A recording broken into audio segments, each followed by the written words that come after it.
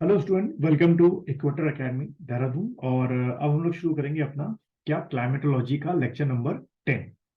तो lecture number 10 में जो हम लोग टॉपिक ले रहे हैं वो है आपका, जैसे कि आप हेडिंग देख रहे हैं, वो है आपका सबसे पहले आपका क्या, फॉग। तो फॉग को एक आपका जोग्राफिकल डेफिनेशन है। First we have to look the geographical definition of the fog. Fog क्या होता है? Fog is a special type of what, thin cloud. ठीक है, दैट इज द कीवर्ड। ये क्या होता है? एक थिन क्लाउड होता है consisting microscopic small water droplets. That is the another key point, or you can say keyword, कि ये क्या होता है, एक फॉग क्या होता है, स्मॉल वाटर ड्रॉपलेट्स होती हैं under the thin cloud which are kept in suspension in the air near what, the ground surface. Ground surface means ये जहां पे हम लोग, जिसके ऊपर किसके, जो क्रस्ट के ऊपर खड़े होते हैं। ठीक है, जहां आप खड़े हो उसे हम लोग क्या बोलते हैं? क्रस्ट बोलते हैं। या और टेक्निकली जाओ तो इसको हम लोग क्या बोलते हैं? लिथोस लिथोस्फियर बोलते हैं। जहां पे आप लोग खड़े हो, कैप्ट हो, दैट इज लिथोस्फियर। ठीक है, तो ठीक उसके पास यानी क्रस्ट या लिथोस्फियर के पास, ग्राउंड सरफेस के पास जो है, ये आपका फॉग होता है या थिन क्लाउड्स होते हैं, जिनमें क्या होती है, स्मॉल वाटर ड्रॉपलेट्स होते हैं which are kept in suspension in the air near the ground surface. ठीक है, एक ये स्टैंडर्ड डेफिनेशन होगी। देन इसके फॉग के कॉन्सिक्वेंस से क्या होता है? It is also reduce horizontal visibility. ठीक है, also reduce horizontal visibility formed due to radiation, conduction and mixing of warm air.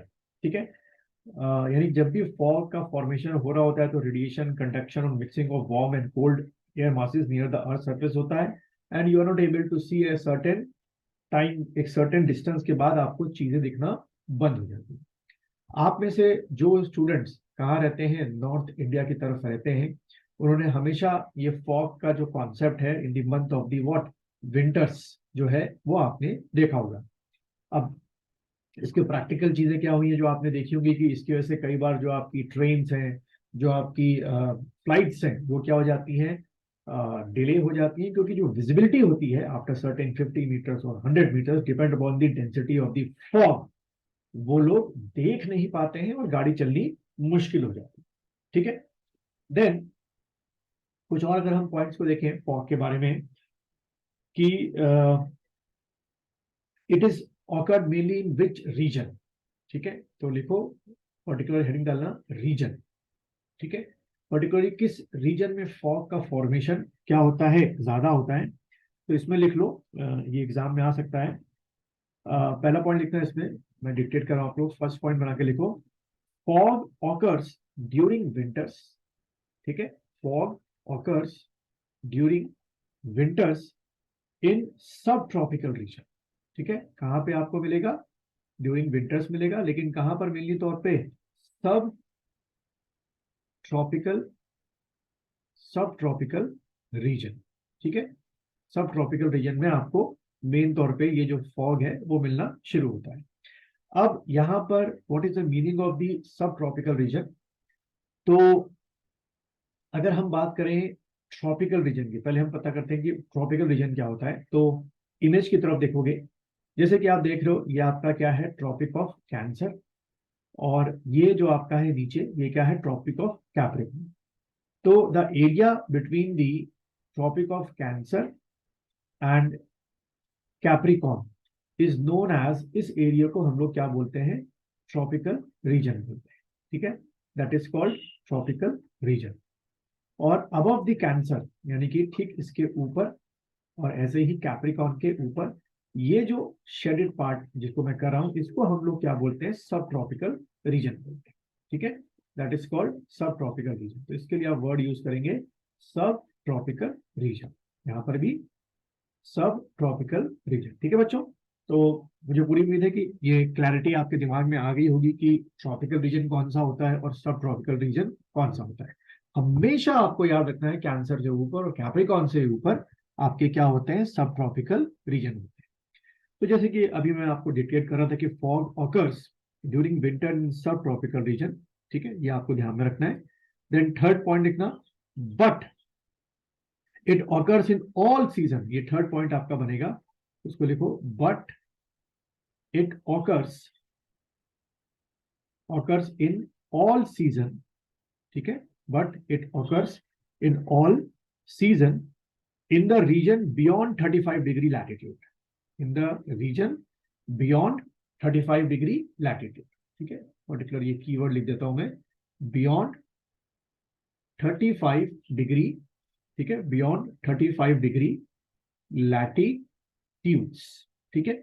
अब 35 डिग्री कहां पर हुआ, तो थोड़ा दूसरा मैप देखते हैं और अच्छी तरीके से आपको समझ में आएगा। तो ये जो है आपका, यहां पे मानते हैं हम लोग 35 डिग्री नॉर्थ, ठीक है, ये 30 डिग्री है, तो यहां पर एक पॉइंट मान लेते हैं 35 डिग्री नॉर्थ।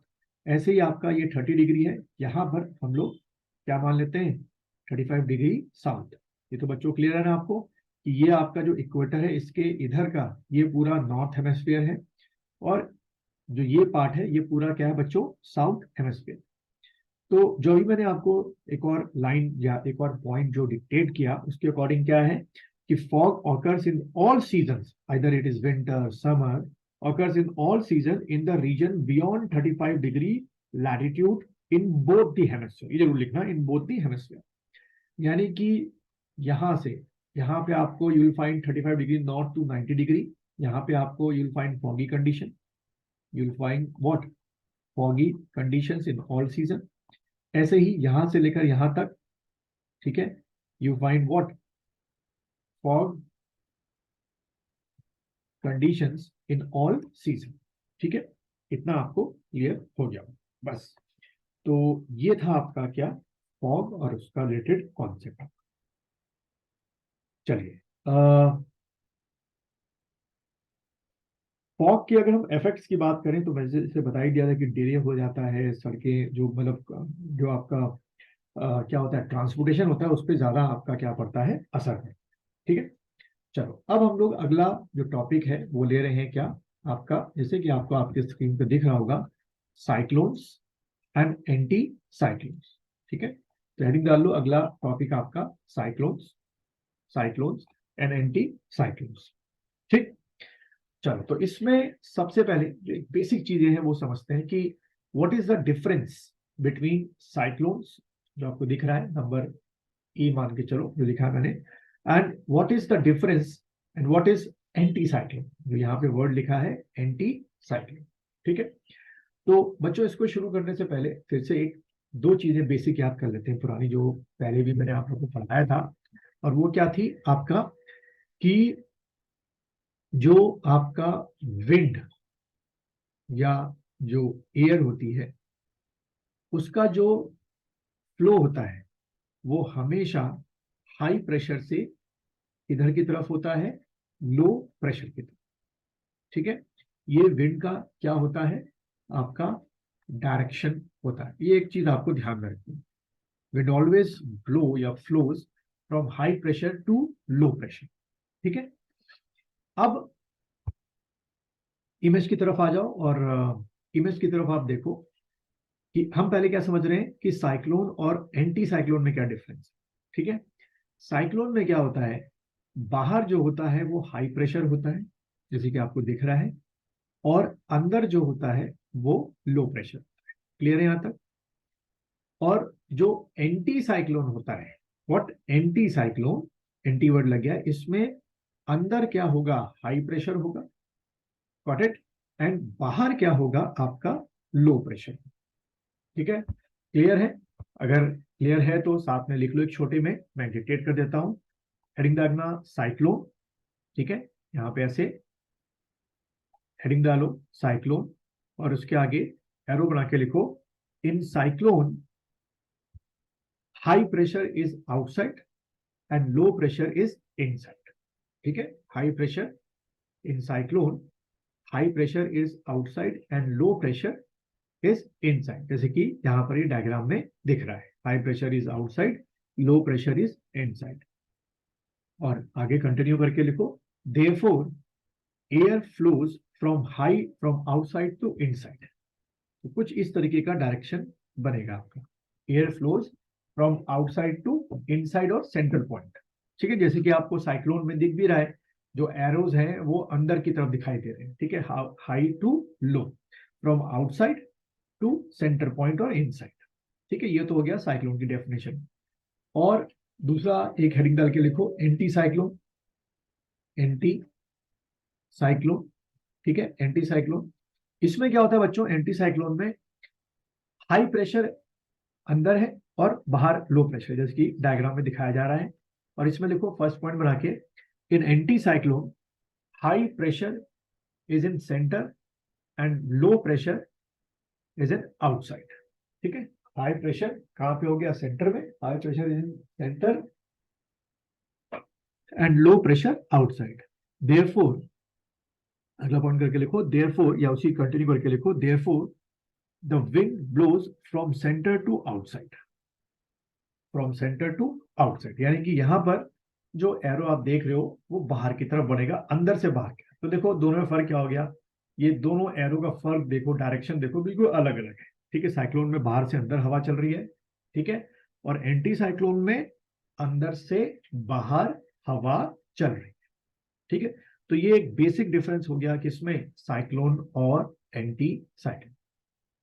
क्लियर है यहां तक? तो अब अगला जो हम लोग लेक्चर शुरू करेंगे, वो क्या शुरू करेंगे, एक एक करके साइक्लोन को पहले पढ़ेंगे डिटेल में, और फिर एक एक करके एंटी साइक्लोन को डिटेल में पढ़ेंगे। अभी आप लोग बस पहले इतना समझ लीजिए साइक्लोन और एंटी साइक्लोन में क्या फर्क होता है।